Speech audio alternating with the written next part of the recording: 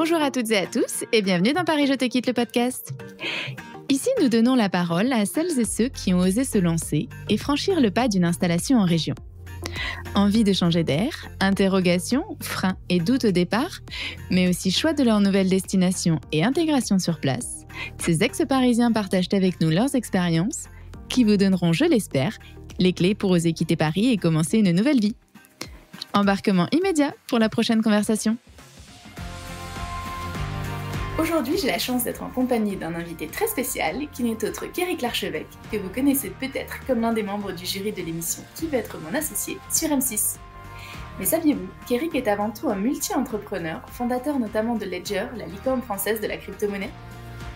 Après avoir vécu en Roumanie, à Riga, à Paris, avoir parcouru le monde en tant que joueur de poker professionnel, Éric a finalement ressenti le besoin d'un retour aux sources pour lui et sa famille. Aujourd'hui, il savoure la douceur de vivre dans le Cher à proximité de Vierzon et le plaisir d'être au cœur de la nature en Sologne. Mais avec l'énergie qui le caractérise, Éric n'a en rien abandonné sa passion entrepreneuriale. Dans cet épisode, il nous explique comment il a convaincu l'Amérique que Vierzon était la nouvelle place to be et les soutiens dont il a bénéficié pour accélérer son projet ici. Aujourd'hui, il participe activement au développement de tout un écosystème numérique à Vierzon, qui accueillera prochainement un incubateur de start-up, mais aussi 2 grandes écoles pour former de futurs développeurs. Vierzon, capitale tech du Cher ou la revanche des villes moyennes, c'est un épisode passionnant en compagnie d'une personnalité tout aussi inspirante que je vous invite à découvrir dès maintenant. Bienvenue dans ce nouvel épisode de Paris Je te quitte le podcast. Je suis donc en compagnie d'Éric. Bonjour Éric. Bonjour Laura. Merci beaucoup d'être venu, d'être notre invité aujourd'hui. Je pense que beaucoup de gens te connaissent aujourd'hui, notamment dans le grand public, suite à ton passage, même à ta participation à Qui veut être mon associé sur M6. Mais je sais que tu as aussi un parcours entrepreneurial bien plus large et on va notamment en parler aujourd'hui. Donc, est-ce que je peux te laisser te présenter et justement nous parler un peu de cette histoire et de ta première vie à Paris ? Bien sûr, donc Éric Larchevêque, j'ai 48 ans, donc effectivement, fait pas mal de choses ces dernières décennies.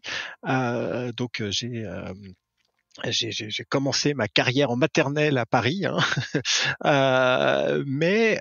Parce que ma famille du côté de mon père est originaire de Vierzon, du Berry, et que j'avais eu un petit souci de santé au cœur quand j'étais plus jeune, ma mère a dit: «Bah, il va falloir qu'on prenne l'air» et cetera, et donc on a décidé de déménager à côté de Vierzon, et donc j'y ai passé toute mon enfance, le primaire et le collège, donc jusqu'en fin de troisième, avant de revenir à Paris pour faire le lycée et ensuite mes études. J'ai eu la chance de pouvoir être à la campagne, de construire des cabanes, de pouvoir jouer dans la forêt et faire plein de trucs qui m'ont, je pense, laissé des souvenirs assez extraordinaires et incroyables, et de vraiment comprendre le bénéfice d'être à la campagne, surtout à cet âge-là qui est très très bien pour pouvoir justement jouer et pas avoir envie forcément d'une vie sociale un peu plus riche. Et donc après, pour le lycée et les études, effectivement, je suis retourné à Paris. Je voulais faire une école d'ingénieur, donc j'ai fait 5 ans d'études après le bac pour devenir ingénieur en microélectronique, mais j'ai toujours voulu être entrepreneur, et donc même avant d'avoir mon diplôme, j'ai créé ma première entreprise, c'était en 1996. C'était le tout début d'internet, et donc j'ai vu qu'il y avait un potentiel de révolution assez incroyable, et donc avec un ami de l'école, hein, on a créé première entreprise qui faisait des sites internet, qui accompagnait les entreprises pour aller sur internet. Donc on a fait ça pendant 2 ans. Il faut savoir qu'à l'époque, devenir entrepreneur, c'était pas du tout le choix numéro 1 des étudiants. Aujourd'hui, c'est beaucoup plus populaire, mais à l'époque, il y avait quasiment aucune ressource pour aider là-dessus, et c'était plutôt quelque chose c'était pas du tout la norme, hein. Donc on a été 2 ou 3 seulement, hein, sur une promo de 150 à partir dans l'aventure entrepreneuriale, alors qu'aujourd'hui, il serait peut-être quasiment, je sais pas, un tiers ou peut-être la moitié même voudrait le faire. Et donc, j'ai fait cette première entreprise. C'était super passionnant. On vivotait, on se payait le SMIC, mais c'était très, on se faisait vraiment plaisir parce que justement, on avait la capacité de tracer notre propre voie et je pense que c'est ça toujours qui m'a un petit peu motivé. J'ai jamais été salarié. Je pense que j'aurais été un mauvais salarié parce que voilà, je pense que j'ai un peu je sais pas, un problème avec l'autorité probablement. Et donc j'ai fait cette première entreprise. Après, on en a fait une deuxième, plus dans le domaine du paiement. Celle-ci a bien marché, elle s'est développée. Elle nous a permis d'ouvrir en fait une plateforme de développement en programmation en Roumanie. Et moi, en fait, j'ai quitté la France en 2002 pour m'installer en Roumanie. J'y ai vécu 3 ans pour développer justement cette plateforme offshore avec des développeurs, des graphistes, etc., qui faisaient des ressources pour cette première entreprise qui était toujours à Paris. Au bout de 3 ans, j'en ai eu un peu assez de la Roumanie parce que j'étais dans les Carpates, en Transylvanie. Enfin là, il se passait pas grand-chose dans les montagnes. Et j'ai vu qu'il y avait justement, il se passait quelque chose en Lettonie, à Riga. C'était les tigres baltes, hein, la Lettonie, la Lituanie et l'Estonie, avec 10% de croissance du PIB. C'était en 2005. Le Premier ministre avait 30 ans. Enfin, tout était en train de bouger puisque c'était un peu des nouveaux pays qui sortaient du bloc soviétique et qui s'étaient reconstruits. Et donc j'ai pris ma voiture et je suis allé là-bas. Je me suis installé à Riga donc en 2005 avec pour objectif de créer une nouvelle entreprise, enfin faire du business un peu dans l'IT, mais j'ai vite compris que le pays était très petit et donc par une série en fait de hasards, j'ai fini par développer un hôtel qui s'appelle Dodo Hotel, qui existe toujours. Il a 110 chambres. Donc à Riga, c'était une expérience très intéressante, enrichissante, parce que c'était un domaine que je connaissais pas du tout et j'ai appris beaucoup. Donc il a ouvert en 2008 et pendant qu'on construisait l'hôtel, comme c'est pas du tout là de la tech et que on peut pas, il faut regarder la peinture, le béton séché, la On s'est peinture un peu séchée. éloigné.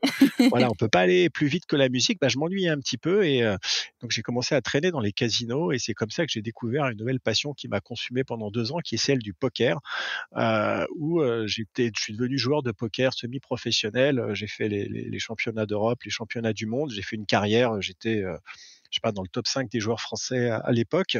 Et pendant 2 ans, j'ai fait le tour du monde, écumé les casinos et fait ma petite carrière. Et c'était aussi très, très intéressant. J'ai appris beaucoup sur la nature humaine et ce que j'ai appris dans le poker, parce qu'il y a c'est du poker live, hein, pas en ligne, c'est-à-dire qu'on est vraiment face aux gens et on doit apprendre à les lire, on doit apprendre finalement à comprendre beaucoup de choses, à les décrypter et aussi apprendre à bluffer, apprendre la notion de risque, gérer son stress. Et ça a été vraiment des vraies leçons qui m'ont servi ensuite pour l'entrepreneuriat.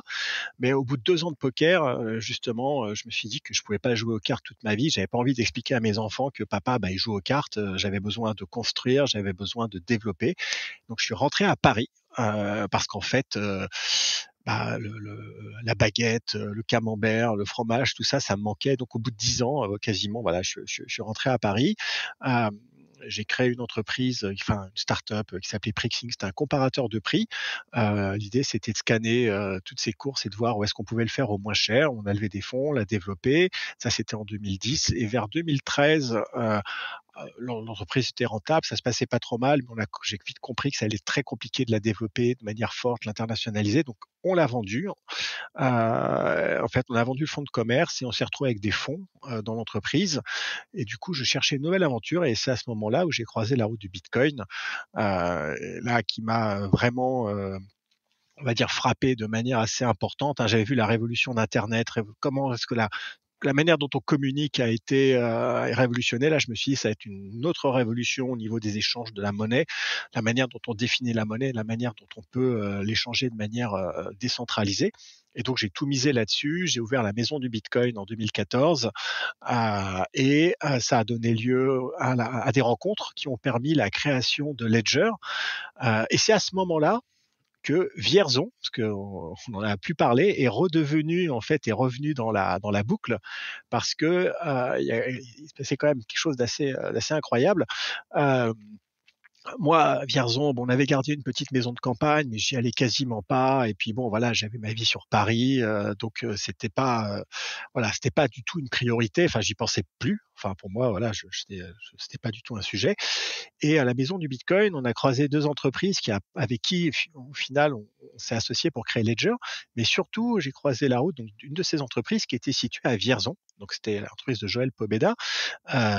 Et là, c'était assez incroyable parce que déjà des gens qui faisaient du Bitcoin en 2014 en France, il y en avait très peu, mais à Mmh. Vierzon, là, c'était clairement la coïncidence. Le seul. Et donc là, forcément, on s'est parlé et quand je l'ai vu, donc je me suis présenté et il m'a dit: «Mais oui, Eric Larchevêque, je te connais, j'ai une photo de toi dans ma cave». Donc là, ça a été un peu, un moment un peu étrange, parce que je dis: «Mais comment ça, tu as une photo de moi dans ma cave?» Je savais pas si je devais m'enfuir ou autre et hem et il m'explique: «Oui, j'ai une photo de toi, une photo de la famille, des» et je dis: «Mais comment pourquoi tu as des archives familiales de l'archevêque dans ta cave? Qu'est-ce que tu es en train de me raconter?» Et là, en discutant avec lui, je me rends compte que, lorsque lui-même est allé à Vierzon, parce qu'il n'est pas originaire de Vierzon, il a été arrivé là depuis quelques années, il a acheté la maison familiale d'archevêque et donc il vivait dans mon ancienne maison où je fêtais, Pâques, les Noëls, c'était la maison de la grand-mère et donc c'était la coïncidence de trop. Voilà, la coïncidence auquel on n'aurait même pas cru dans un roman, enfin ça aurait été très téléphoné.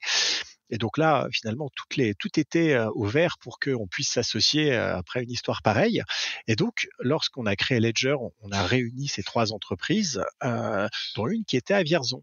Et comme Ledger, donc, j'explique très rapidement ce que fait Ledger. En fait, c'est des solutions de sécurité pour cryptoactifs. Ce sont des coffres-forts physiques. Et donc, qui dit coffre-fort physique, dit fabrication. Donc, on est quand même, il y a un côté industriel, il y a un côté d'assemblage, il y a un côté en fait de logistique, d'envoi par la poste, etc. Et donc, forcément, quand pour cette activité, on s'est dit: «Bah, ils sont déjà à Vierzon en train de faire ça, on va la garder à Vierzon». Et donc lorsqu'on a créé Ledger, on a gardé un établissement, à Vierzon. Au début, on était situé dans, le parc technologique de Sologne, dans les locaux, de la pépinière d'entreprise, qui était fournie par la communauté de communes. Hem Il y avait une petite équipe et c'est là où tout a commencé, au niveau de la création, des premiers produits Ledger, de l'expédition. On faisait tout nous-mêmes depuis Vierzon. Vierzon, en fait, est devenu une partie intégrante de l'entreprise et on trouvait ça tellement délirant, que Vierzon, finalement, se retrouve au cœur d'une technologie de pointe, de rupture au niveau mondial, que sur nos produits, les premiers produits et pendant encore enfin, pendant de nombreuses années, c'est resté. Il y avait marqué derrière Ledger, Paris, Vierzon, San Francisco. Et donc ça, c'était très drôle parce que les Américains à Vierzon, ils disaient Verizon, qui est un opérateur américain, donc ils comprenaient rien. Mais nous, on trouvait ça super drôle que Vierzon soit ainsi, voilà, mis au cœur en fait de la révolution, la crypto-monnaie, du Bitcoin. Donc c'était d'autant plus drôle que Vierzon, en plus, c'est quand même une ville rouge communiste avec un maire communiste, une comité de communes communiste. Donc, mais au final, ça s'est très bien passé parce que je pense qu'ils ont eu déjà c'est une approche un peu communiste, assez capitaliste, un peu à la chinoise, très pragmatique, et qui du coup a joué un rôle important ensuite dans le développement de Ledger, parce qu'ils ont eu l'intelligence de reconnaître assez rapidement le potentiel de l'entreprise. Et donc le fait d'avoir eu pour nous une présence en région, parce que avant même d'être à Vierzon, en fait, on était en région. Il faut savoir que finalement, l'accès aux aides, notamment les aides BPI, etc., quand on va créer une entreprise, sont beaucoup plus simples et faciles en région. Alors, ça dépend des régions, mais par rapport à Paris, où c'est extrêmement encombré, là, on avait plus un boulevard parce qu'il y a beaucoup moins d'entreprises de technologie. On a eu le temps de parler aux personnes, de les rencontrer, notamment BPI, région Centre Val de Loire, nous a beaucoup aidé parce que on a eu toute l'oreille attentive du directeur local qui a apporté à Ledger les aides un peu classiques qu'on rencontre dans toutes les entreprises. Mais si on avait été à Paris, je pense que on n'y aurait pas eu accès parce qu'en plus on était sur un domaine quand même assez complexe de Bitcoin qui n'avait pas une très bonne réputation à l'époque. Et là, au moins, ils ont eu le temps de nous écouter. Et donc, notre présence à Vierzon, même dès le début, a été clé pour la réussite de l'entreprise. Mmh mh. Et je vais terminer là sur rapidement sur mon parcours. Bien sûr. Ledger ensuite s'est développé. on a construit une usine à Vierzon, mais je reviendrai là-dessus après. Donc Vierzon est resté au cœur de Ledger. Donc moi, j'ai été CEO de l'entreprise jusqu'en 2019 pendant 5 ans. Après, j'ai quitté les fonctions opérationnelles pour prendre un peu plus de hauteur et être plutôt au niveau du conseil d'administration. C'est à ce moment-là aussi que j'ai eu l'opportunité de rejoindre l'émission Qui veut être mon associé sur M6, dont il y a déjà eu 2 saisons et dont la 3e saison est en cours de préparation, qui sera diffusée en février 2023. J'ai plutôt suivi une carrière en fait maintenant d'investisseur et je passe aussi pas mal de mon temps à essayer de développer la partie entrepreneuriale et économique au niveau de Vierzon avec des projets dont on parlera. Donc voilà pour le parcours et la petite histoire de Ledger et de Vierzon. Ouais, c'est un parcours, passionnant, hyper riche, on le voit en quelques années entre l'étranger enfin, ce qui est assez cohérent dans ton parcours, c'est comment chaque suite logique t'a amené à enfin, voilà, t'a amené à l'activité suivante, comment de l'entrepreneuriat, on est passé au poker et du poker de nouveau, dans la création de d'autres entreprises donc effectivement, c'est dense, riche et en même temps, très cohérent. Du coup, moi, ce que je voulais te demander donc plusieurs années à l'étranger et tu es revenu à Paris quand tu disais que vous avez installé, Ledger, le site de fabrication de Ledger à Vierzon. Toi, à ce moment-là, tu vivais, encore à Paris, à Alors moi, l'époque? je vivais à Paris, donc j'avais j'ai dit tout à l'heure, une maison de campagne à Vierzon, donc je savais que c'était facile pour moi de retourner à Vierzon, donc du coup, avoir une partie opérationnelle à Vierzon, en plus, ça m'allait parfaitement. Vierzon, c'est proche de Paris, c'est 1 heure et demie en train, donc c'est aussi facile pour les équipes à partir de la gare d'Austerlitz, c'est 1 h 27 de pouvoir arriver sur le site. En voiture, c'est 2 heures, donc c'était pas du tout un problème finalement d'être sur plusieurs sites. Parce qu'il faut savoir que même si par exemple on avait eu un site en banlieue, ça aurait été pareil en matière de temps, de transport, etc. Finalement, aller à Vierzon ou aller au fin fond de la Seine-et-Marne, etc., ça peut mettre le même temps. Là-dessus, c'était tout à fait compatible de toute manière, ça n'aurait pas eu de sens de développer quelque chose d'industriel en région parisienne. Et puis surtout, on a vu dès le début le support en fait de la communauté de communes au niveau du développement de Ledger. Et ensuite, ça jouait un rôle très important pour la suite puisque au début, les premières années, Ledger restait petit, donc on essayait de se développer, mais on était un peu en avance sur le marché. Mais par contre, à partir de 2017, il y a eu une explosion des crypto-monnaies et donc une explosion de la demande mondiale de nos produits. On a dû à un moment délocaliser en Chine la production parce que, en fait, à Vierzon, on faisait peut-être 10, 20 000, 30 000 pièces par an. Et on a dû en faire 1 million. Donc on n'a pas eu d'autre choix que d'aller en Chine parce qu'il n'y a que là-bas où en quelques semaines, on est capable de monter une usine. Par contre, ensuite, c'est posé la question de bon, qu'est-ce qu'on fait pour la suite Parce que Ledger s'est développé, a levé des fonds, donc a eu des moyens, et donc on se dit bah maintenant on est capable de faire un petit peu tout ce qu'on veut, et donc on s'est posé la question de se dire où allons-nous mettre notre production. Est-ce qu'on la laisse en Chine? Est-ce qu'on va par exemple en Afrique du Nord ou dans les pays de l'Est, en Pologne, en République tchèque, ou alors est-ce qu'on reste en France et du coup à Vierzon, parce qu'on n'allait pas non plus faire la tournée des popotes de toutes les régions de France. Et donc, il y a eu, pour moi, c'était évident qu'il fallait rester à Vierzon parce que j'avais déjà perçu en fait l'impact qu'avait Ledger au niveau de la ville, au niveau de la région, en matière un petit peu, on va dire, de réputation, de dynamisme, etc. Parce que Ledger n'était pas une entreprise absolument énorme encore à l'époque, mais elle était sur un secteur de pointe qui, quelque part, pouvait vraiment contribuer à son développement. C'est-à-dire qu'on n'était pas une plateforme logistique ou quelque chose dans le bâtiment. On était une entreprise de la tech qui exportait dans le monde entier, donc 98% à l'export, sur vraiment des technologies de rupture. Et donc, quelque part, ça apportait un petit plus, ça rapportait aussi de la fierté un peu aux Vierzonais. Et donc, une entreprise, c'est pas uniquement générer de l'argent pour ses actionnaires, c'est aussi se dire quel impact on a. Aujourd'hui, les entreprises réfléchissent à leur impact. Donc, bien sûr, c'est l'impact environnemental, l'impact sociétal au niveau de la parité, etc., la diversité. Nous, on s'est dit, on peut jouer la carte de l'impact, mais vraiment au niveau social, économique, local. C'est-à-dire, en investissant sur Vierzon, on va avoir un impact positif sur une ville, on va créer de l'emploi dans une zone qui est quand même un petit peu, défavorisée, on va dire, Oui, qui au départ part pas avec tous les atouts, voilà, parce que que peuvent avoir Vierzon, les grosses métropoles, bien c'est une sûr. ville dévastée. Enfin, au niveau, il y avait avant du machinisme industriel, il y avait des usines de porcelaine, hein, j'en sais quelque chose puisque c'était du côté de mes parents, donc depuis plusieurs générations, de père en fils, des usines qui employaient quand même des centaines de personnes qui ont périclité. Donc du coup, il y a eu beaucoup de pertes d'emplois, il y a eu beaucoup de personnes qui ont quitté Vierzon. Donc là, il y avait peut-être matière à quelque part inverser un petit peu ce processus et créer, avoir un impact vraiment réel et concret sur la destinée d'une ville et d'une région. Et donc moi, j'étais convaincu qu'il fallait avancer comme ça.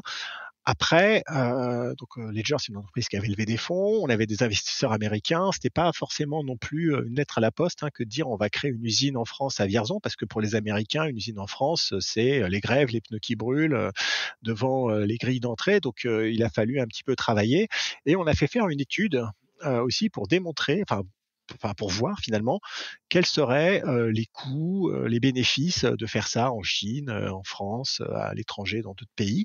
Il est ressorti que finalement, créer un site industriel à Vierzon, c'était pas, si déconnant que ça. C'était pas, multiplier les coûts. C'était certes peut-être plus cher à l'heure et cetera, parce que le coût de la vie n'est pas le même par rapport en Chine.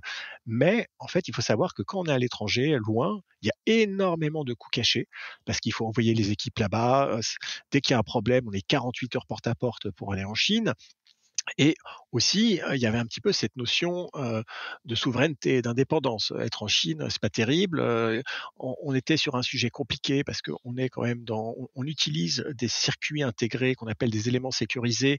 Pour faire simple, c'est classé en fait en matière d'export de la même manière que, des missiles parce qu'en fait, il y a un usage militaire et donc ça, c'était un sujet aussi complexe au niveau d'export.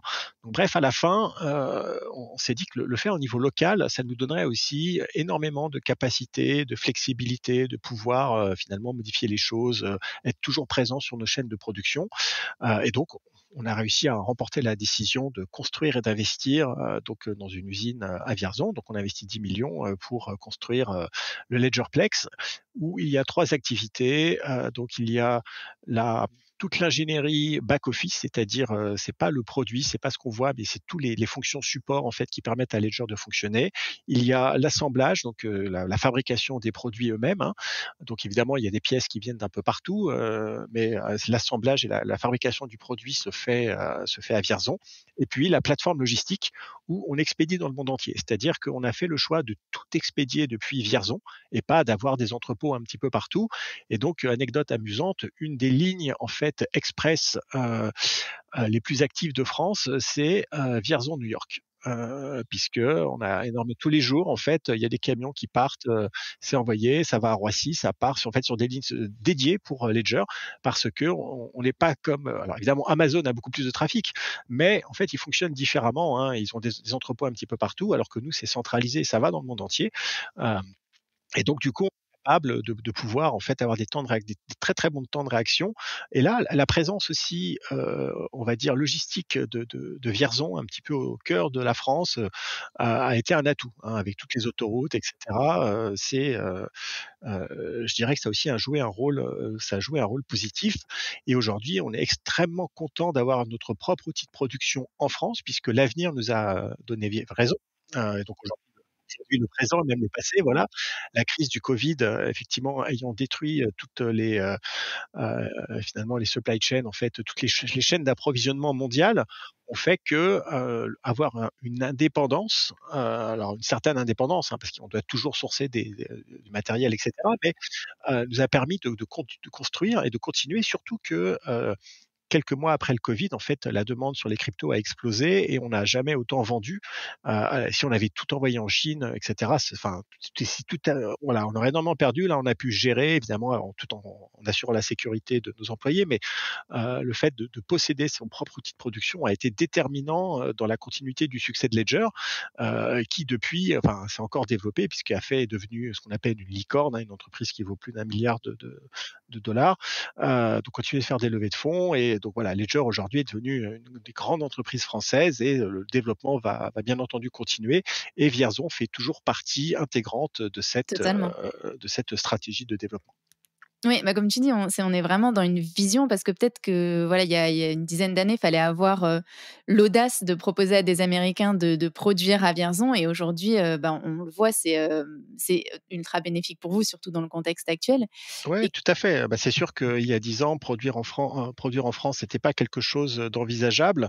Enfin, en tout cas, c'était pas à la mode. Tout le monde disait: «Mais non, on doit être fabless, on doit tout utiliser, on doit tout faire en Chine, mais pourquoi tu veux faire en France? Ça n'a aucun sens». Alors bon, évidemment, on peut pas tout réindustrialiser en France, on peut pas tout faire en France. Je veux dire là, voilà, c'est pas blanc ou noir, hein. Mais par contre, effectivement, je pense qu'aujourd'hui, de plus en plus de personnes ont compris qu'il était important de relocaliser au maximum en France, en Europe, pour reprendre un petit peu justement la main et avoir quand même un peu le contrôle de tout ce qui se passe et plus être à la merci des ruptures de chaîne mondiale, parce que la mondialisation, du coup, a pris un sacré coup dans l'aile. ouais. Et du coup, j'imagine que pour toi, c'était important aussi, comme tu dis, de remettre ces emplois, de remettre, bah, Vierzon au centre. C'était un peu ta région de cœur où voilà, tu le dis, tu as Oui, tout à grandi, fait, tu as région de découvert la cœur et puis campagne. on a vécu un peu un traumatisme familial, j'en parlais tout à l'heure. En fait, on du côté de la famille de mon père, on avait, depuis, le début, du XXe siècle, en fait, d'usines de porcelaine situées à Vierzon. Donc Marc Larchevêque, mon arrière-grand-père, avait été un des premiers industriels, en fait, de la ville.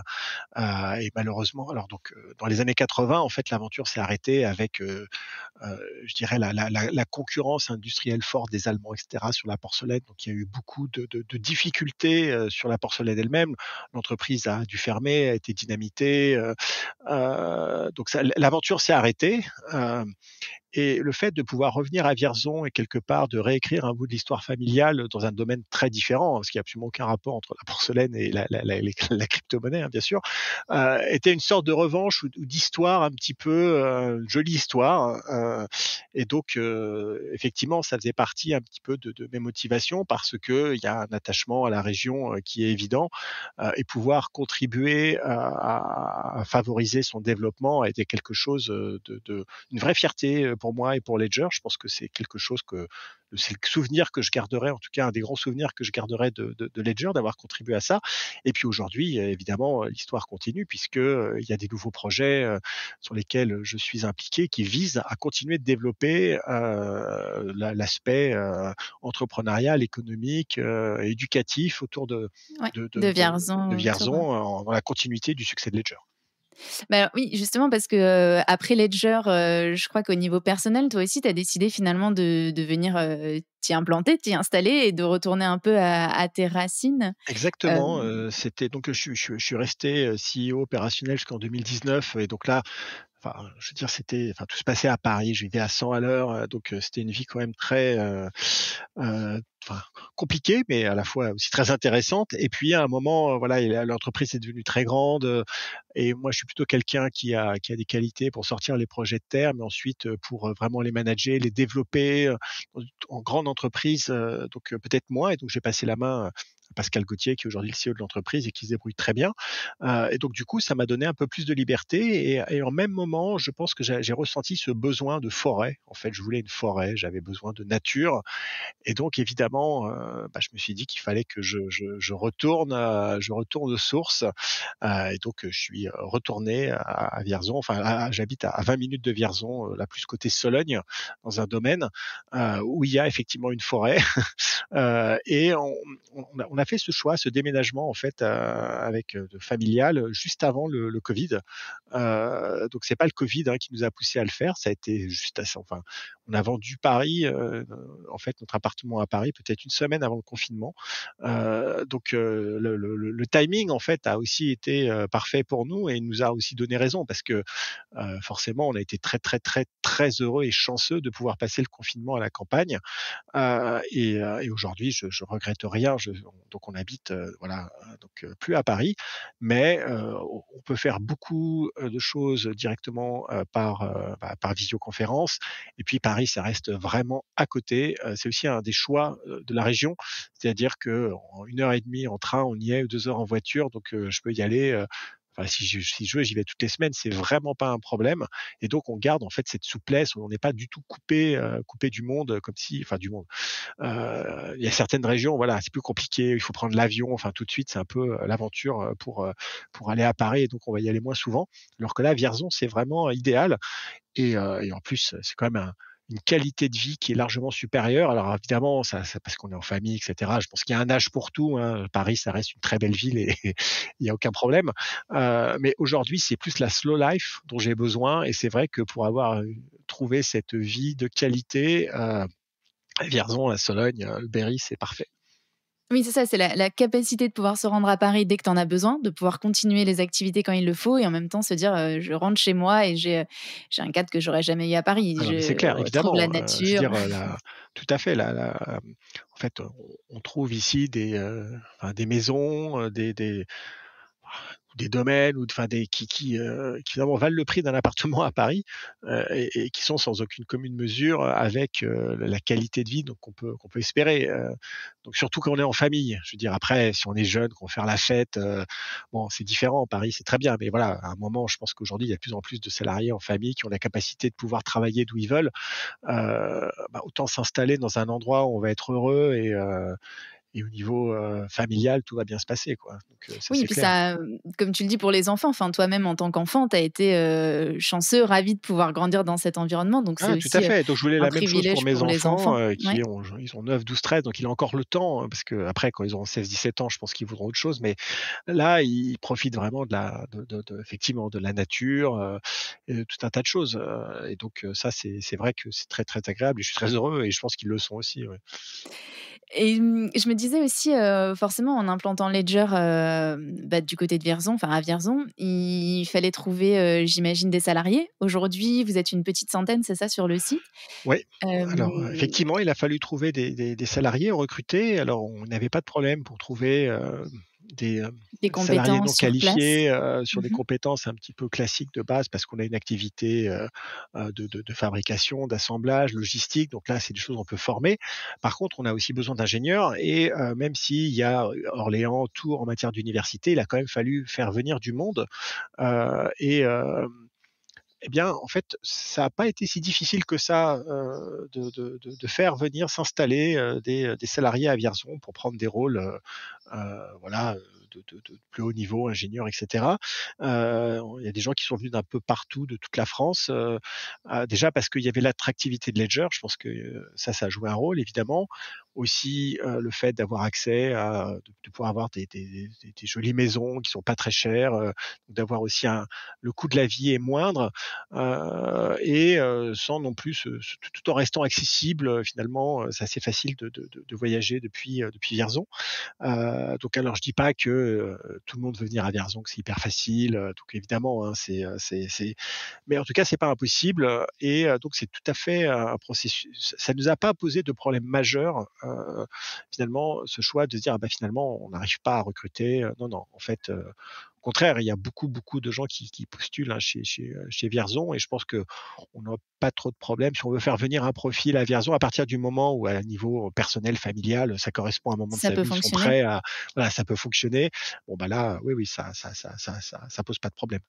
Ça peut être un argument aussi dans le recrutement de proposer, aux futurs salariés justement d'avoir un autre cadre de vie et de bénéficier, comme tu disais de ce coût attractif d'une maison peut-être plutôt que d'un appartement qu'on pourrait Ah pas bah, tout avoir, à fait, non mais en évidemment, et ça région. on le voit bien, et de toute façon, il y a même des salariés indépendamment de Ledger, qui de toute façon, veulent un cadre de vie qui soit un peu plus agréable, et qui sont prêts à déménager et faire du télétravail. Mais donc aujourd'hui, oui, je pense que c'est un argument, qui est intéressant de pouvoir proposer une carrière à Vierzon, et donc du coup de pouvoir aussi changer de vie, ouais, et quitter Paris. Oui, aussi. Je lisais quelque part que voilà l'objectif c'est un peu aussi de développer, Vierzon comme, vraiment la future, ville tech du Cher. Tu le disais, toi, tu es doué pour faire, sortir des projets de terre, surtout c'est ce qui t'anime, on le sent et c'est ce que tu fais depuis longtemps. Du coup, est-ce qu'il y a depuis que tu es installé maintenant, à Vierzon même, est-ce que tu peux nous parler un peu de ces autres projets que tu essaies de faire sortir de terre? Je pense notamment, voilà, au tout le développement de cet écosystème, tech que tu as pu créer, avec d'autres, hein, bien sûr, mais sur Vierzon? Oui, bien sûr. Alors, on a vu que l'arrivée de Ledger, le succès de Ledger a contribué à faire venir d'autres entreprises, en fait, dans le parc technologique, qui est aujourd'hui, quasiment complet. Il y a des extensions qui sont en cours et cetera. Donc, il y a une dynamique, positive, il y a clairement la possibilité, voilà, de continuer à accélérer ce développement et donc il y a plusieurs projets qui sont mis en place. Il y a déjà eu l'ouverture de l'école AlgoSup, heu, Oui, que j'ai créée avec totalement. Franck Janin, Et on revient qui est une avec école l'histoire en des fait, talents de qui forme des développeurs généralistes en 5 ans.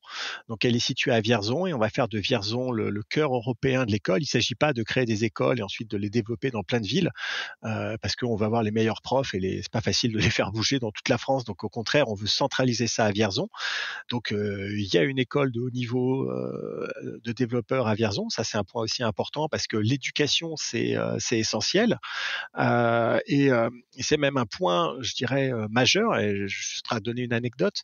Euh, chez Ledger, en fait, donc on a recruté pas mal de gens qui sont arrivés sur des postes type cariste, assemblage, etc. Donc qui sont pas des postes avec forcément un besoin de beaucoup de compétences à la base, mais il y a des personnes qui ont des compétences et qui grimpent et qui peuvent monter, etc.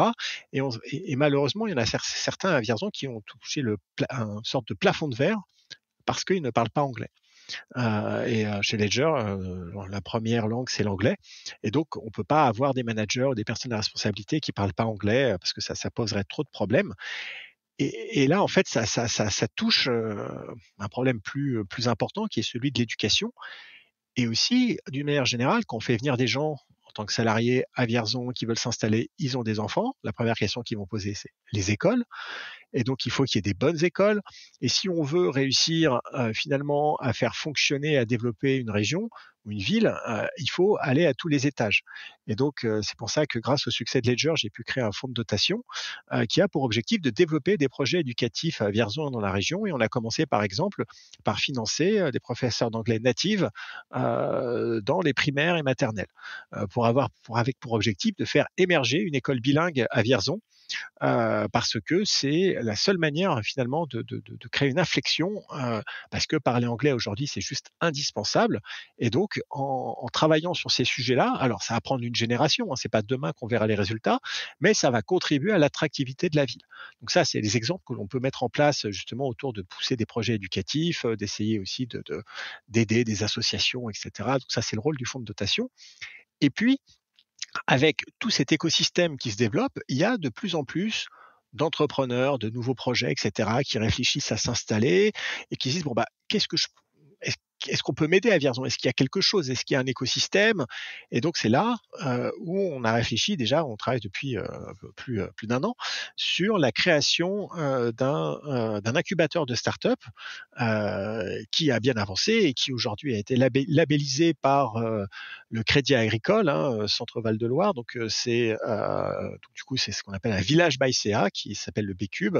Donc il ouvrira en même temps que le campus numérique, qui est un projet de développement immobilier dans en fait une ancienne friche industrielle qui s'appelle le B3. C'est un bâtiment Eiffel qui est situé en face de la gare, qui accueillera l'école AlgoSup, qui actuellement est dans les anciens locaux de Ledger au niveau du parc technologique, qui accueillera l'incubateur, qui accueillera aussi d'autres projets autour de l'éducation, le CNAM, le campus connecté, etc. Donc, pour créer un véritable environnement où on va faire foisonner un petit peu les talents, que ce soit au niveau étudiant, que ce soit au niveau des entrepreneurs. Et l'idée, c'est d'avoir une demi-douzaine de startups au début qui vont s'installer à Vierzon et puis après les faire évoluer une douzaine, une vingtaine pour vraiment développer un environnement propice à l'entrepreneuriat, au développement économique et qui va continuer de tirer la ville et la région vers le haut. Donc ça, c'est, je pense, une étape très importante parce que avoir un incubateur dans le Cher à Vierzon, voilà, ça manquait et ça manquait un petit peu de relais. On n'avait pas d'endroit. Et effectivement, Vierzon devient un petit peu le hub tech du département parce qu'il y a cette légitimité qui s'est créée grâce à Ledger, AlgoSup, d'autres entreprises qui arrivent. Et aujourd'hui, on a véritablement des entrepreneurs qui viennent, qui ont entendu parler, qui ont entendu parler du projet, même si on n'en a pas encore beaucoup parlé, et qui veulent s'installer à Vierzon, qui regardent. Et donc ça fonctionne puisqu'on a déjà quasiment rempli l'incubateur avant même qu'il soit annoncé. Voilà. Donc du coup, ça va nous donner la possibilité d'attirer des projets vraiment de qualité. Et ça, c'est important aussi pour pouvoir assurer le développement économique à long terme de la ville. Donc, tout ça, ça va prendre du temps. On parle d'années, c'est pas quelque chose qui va donner des résultats dans 6 mois, mais c'est vraiment on a vraiment là quelque chose de super, et ça, c'est très excitant. Et puis pour moi, encore une fois, c'est un vrai plaisir, une vraie fierté de pouvoir continuer de contribuer à ce développement, parce que là, voilà, avec M6, j'ai eu la chance d'avoir on va dire, une sorte de couverture un peu nationale, et donc voilà, ça aide aussi pour faciliter l'avancée de ces projets, etc. Donc du coup, il y a tout qui est bien réuni pour faire avancer Vierzon. Ouais, je trouve que quand on t'écoute, en tout cas, on est dans un cercle, vraiment vertueux. C'est intéressant. Tu disais, voilà, toi, tu es partie de Vierzon à un moment où justement tu avais besoin de faire cette école d'ingénieur et finalement vous êtes revenu à Vierzon parce que vous avez senti une dynamique, une écoute, une possibilité de vous exprimer et d'être accompagné qui aurait été sûrement plus difficile à Paris. Et en fait, ce qui est intéressant, c'est que vous êtes venu parce que, bah, voilà, vous avez eu des opportunités, sur le territoire et aujourd'hui vous-même, vous recréez ce cercle vertueux en développant de nouveaux projets qui contribuent à renforcer l'attractivité de Vierzon et en renforçant l'attractivité vous fait devenir encore d'autres entreprises. Donc en fait, ça Ouais, c'est le ça, c'est un cercle vertueux, c'est et ça. tout à fait. Et aujourd'hui, pour moi, c'est important parce qu'il s'agit un peu de redonner. J'ai la chance d'avoir une entreprise qui a bien réussi, et donc c'est ça aujourd'hui qui fait plaisir, hein, c'est de pouvoir redonner, et de pouvoir repartager, et de co-construire avec d'autres, effectivement, ce renouveau économique, digital, technologique de Vierzon. Et de se dire que toi, tu te ressources, à Vierzon et qu'au final, Vierzon bénéficie aussi, bah, voilà, de toute cette attractivité, de ce qu'on peut lui apporter et en fait, finalement, chacun apporte, à l'autre, quelque chose, en fait. Complètement. Et si tu fais un petit peu le bilan là de ta vie, bah, de cette installation à Vierzon, des nouveaux projets que tu montes et surtout voilà de toi, comment tu te sens aujourd'hui? Tu avais eu besoin de partir à Paris à un moment. Aujourd'hui, tu l'as quitté, tu t'es installé, bah, à la campagne comme tu le dis. Si tu fais le bilan de voilà de ce que ça t'a apporté, en termes personnels? Ouais, je pense que j'ai sûrement pris la meilleure décision de ma vie, parce que je pense que j'étais un peu au bout du rouleau, à Paris, avec le poste de CEO. Enfin, voilà, c'était énormément, c'était très difficile, hein, c'est très dur, il y a pas de secret, c'est beaucoup de travail, et cetera.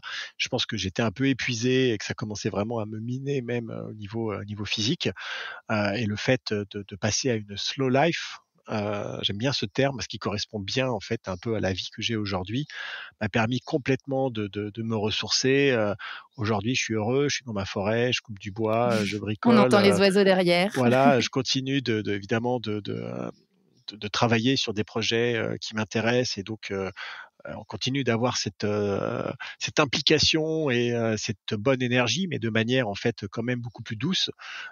Et donc clairement aujourd'hui, certes, je vais à Paris, pour, le travail, faire un meeting, et cetera, mais je suis toujours très heureux de revenir dans ma forêt, et je ne pense pas, la quitter, de sitôt. Prochainement. Et là, je pense que quand on t'entend, clairement, il y a plein d'actu à venir sur Vierzon. Ce qui est intéressant, c'est qu'au final, peut-être que beaucoup de gens n'ont pas encore entendu parler de la ville. Quand, on a écouté cet épisode, on se dit qu'il y a encore plein de choses, plein de nouvelles dynamiques à venir. Si toi, tu avais un mot de la fin, à des Parisiens, à des jeunes, donc comme tu le dis, aujourd'hui, l'entrepreneuriat, on est de plus en plus nombreux à y penser. À des jeunes qui aujourd'hui se posent la question de développer un projet ou à des moins jeunes qui, comme toi, sont arrivés à un stade où ils s'épuisent peut-être dans la capitale, mais qui hésitent encore à franchir le pas. Est-ce que tu aurais un dernier conseil à leur partager? Ouais, c'est ça, je pense qu'il faut pas hésiter, parce que l'hésitation, c'est toujours ce qui fait, qu'on va avoir des regrets. Il faut mieux avoir des remords que des regrets dans sa vie. Donc si déjà vous y pensez, c'est qu'en fait vous le voulez et il faut y aller.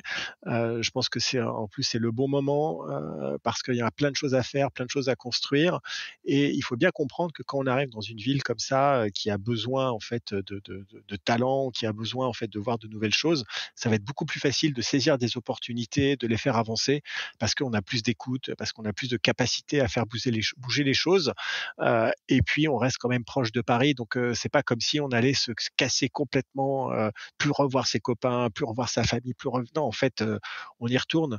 Donc là-dessus, je pense que faut pas hésiter, faut pas se poser trop de questions. C'est un peu le même conseil que je donne aux entrepreneurs qui disent: «Est-ce que je devrais? Est-ce que je sais pas quoi? Mais si ça marche pas, non, arrête de réfléchir, vas-y.